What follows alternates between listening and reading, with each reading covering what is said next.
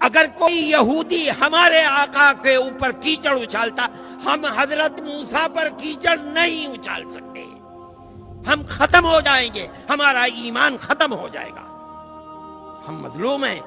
اگر کوئی بدھسٹ کیچڑ اچھالتا ہے، رام کا ماننے والا کیچڑ اچھالتا ہے ہمارے آقا پر، ہم نہیں کیچڑ اچھالیں گے۔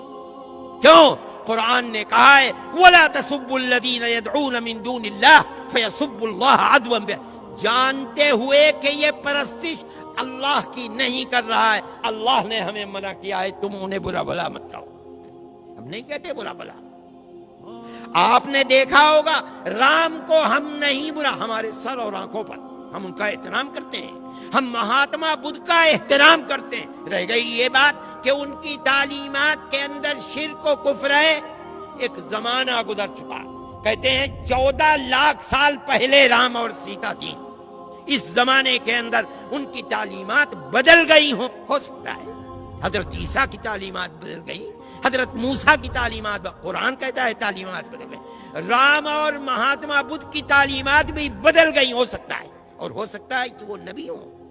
علماء کا ایک طبقہ یہ بھی کہتا ہے، اور قرآن کہتا ہے لِكُلِّ قَوْمٍ ہَادٍ، ہم نے ہر قوم کے اندر اللہ کا راستہ بتانے والے، قوم کو ہدایت دینے والے افراد پیدا کیے ہیں، ہو سکتا ہے۔ لیکن حضرت عیسیٰ اور حضرت موسیٰ پر قرآن کی طرف سے نبوت کی دلیل ہے، ان پر کوئی دلیل نہیں۔ ایسے میں مسلمان پر فرض ہے وہ اپنی زبان کو بند رکھے۔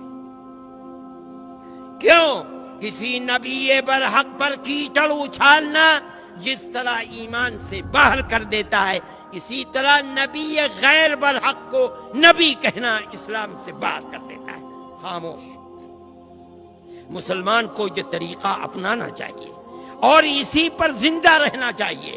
دوسرے ظلم کر رہے ہیں، ہماری آنکھ، ہماری زبان بند ہے، ہم کچھ نہیں کہہ رہے ہیں، صرف احتجاج، اور احتجاج بھی اس حد تک جو تمہیں تمہارے دستور نے حق دیا ہے، اور وہ یہ ہے جا کر اپنا احتجاج لکھوا دو، رپورٹ درج کرا دو، اگر نہیں بس چلتا آگے بڑھ کر کے کورٹ میں پہنچ جاؤ، مقدمہ دائر کر دو، یہاں تک تمہارا حق ہے۔ اس سے زائد بڑھو گے تو ملک کے اندر امن و امان قائم نہیں رہے گا، اکثریت کا بھی نقصان ہوگا، اقلیت کا بھی نقصان ہوگا۔ دیکھو ابھی تمہارے برابر میں ہانس روڈ کے اندر ہو گیا، ہندوؤں کا بھی قتل ہو گیا، مسلمانوں کا بھی قتل ہو گیا، دکانیں بھی جل گئیں، بات کچھ بھی نہیں تھی۔ میرے بھائی، جمعیت علماء کبھی جذبات سے نہیں کھیلتی، ہم نہیں کھیلیں گے۔ ہم نے ہمیشہ صبر کی تلقین کی ہے، آج بھی ہم صبر کی تلقین نہیں کرو گے۔ اگر آج 10 مرتبہ ہو رہا ہے، کل کو 50 مرتبہ ہوگا، 50 مرتبہ کل ہوگا، پرسوں 100 مرتبہ ہوگا، یہ دنیا امن کا گہوارہ ہے، تباہی آئے گی، اقلیت کا بھی نقصان ہوگا، اکثریت کا بھی نقصان۔ اور ہم ان لوگوں سے جو بے وقوفی کر رہے ہیں، ملک میں امن و امان کو آگ لگا رہے ہیں، ہم ان سے کہتے ہیں کہ اپنے ملک کے وفادار بنو، اقتدار کی ہوس کے اندر ملک کے امن و امان کو برباد نہ کرو۔ اگر کرو گے تو یاد رکھو تاریخ کے اندر تم ملک کے سب سے بڑے غدار اور دشمن سمجھے جاؤ گے۔